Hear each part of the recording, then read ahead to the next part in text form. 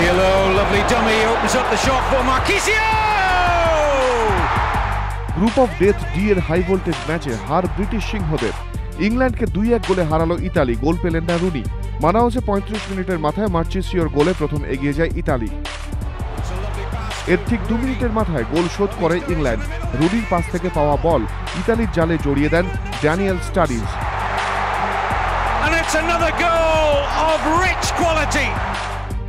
প্রথমার্ধের খেলা শেষে দুদলেরই স্কোর হয় 1-1। দ্বিতীয়ার্ধের শুরু হতেই ফের আক্রমণে ঝাঁপিয়ে পড়ে ইতালি। 50 মিনিটের মাথায় ব্রিটিশ সিংহের রক্ষণ চিরে গোল করেন বালাতোলি।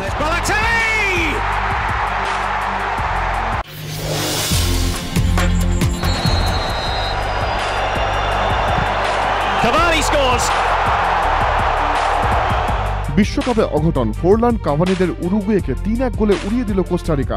ম্যাচের প্রথমার্ধে এগিয়ে যায় উরুগুয়ে। 22 মিনিটের মাথায় বক্সের মধ্যে লুগানোকে ফাউল করে বসেন কোস্টারিকার দিয়াজ। পেনাল্টি দেন রেফারি। সেই সুযোগ কাজে লাগিয়ে প্রথম গোল করে উরুগুয়েকে এগিয়ে দেন কাভানি। দ্বিতীয়ার্ধে শুরু থেকে অবশ্য ছবিটা পুরোপুরি বদলে যায়। ঝলসে ওঠে কোস্টারিকা। 54 মিনিটে গোল করে সমতা ফেরান ক্যাম্পবেল।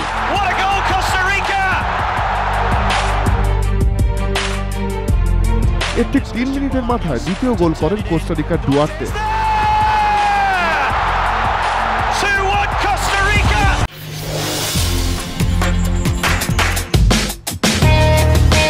রবিবার গ্রুপ এফ এর ম্যাচে আর্জেন্টিনার মুখোমুখি হচ্ছে বসনিয়া হার্জেগোভিনা।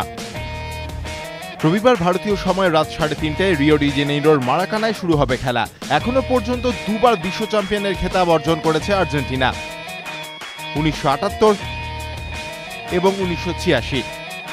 78-এ মারিও কেম্পেসের ওপর ভর করে বিশ্বকাপ উঠেছিল আয়োজক দেশ আর্জেন্টিনার হাতে, আর 86-তে মারাদোনার হাত ধরে।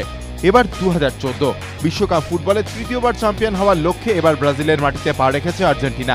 শক্তিশালী ফরওয়ার্ড লাইন, যার প্রথমেই নাম লিওনেল মেসির। সমর্থকদের নজরে অবশ্যই আর্জেন্টিনার নয়া ফুটবল ম্যাজিশিয়ান, একাই ঘুরিয়ে দিতে পারেন যে কোনো ম্যাচের রং।